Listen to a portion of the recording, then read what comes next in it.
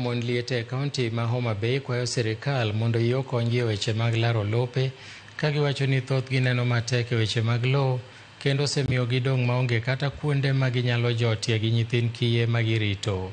Kweth mon liete mawuok e gweng' ma Kanyipir ka chuon bura ma Karachuonyo e bwo riwruok margi mar Kanyipir Widows United ywak ni thoth gimayo lope mana gi wedegi. Bende ging'ur e wi joter ma giwacho ni rocho ratiro magi kod nyaka mek nyithindo ma gin go.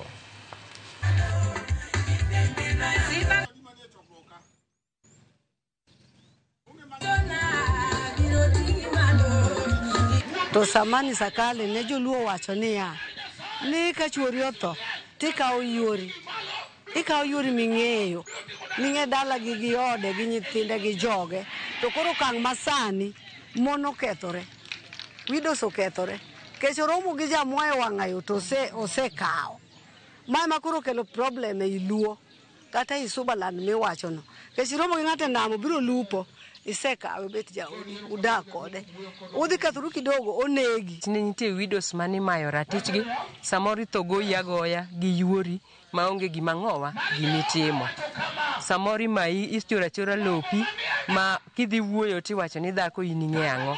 Nyaka ne wachak riwruogno endo waseneno ka ji oseluor, nikech koro ne wawacho ni ka ng'ato nokiny widows mokelo na wach kaka jakom, to wabiro dhi kanyo as a group to wakawo ni okang'. Dakwa sirikal mamalo ni mondo konywa ahinya empower widows.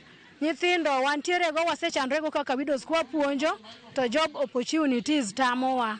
Mano challenges ma wayudo kaka mond liete, nikech chuo manyigi mondgi telo to imiyo thuolo mondo nyithindgi odonji, to wan mond liete to wach struggle kwa puonjo nyithindo to ginyal yudo thuolo mar yudo tije. Mano chandruok ma wantiere godo. Wan gima watimo mang'eny en puonjo minegi ni gin gi ratiro, kendo ing'eyo ni kisepuonjo ng'ato to koro gimotimo gi puonjruok no ok inyal control. Koro wan gima watimo ahinya en awareness creation.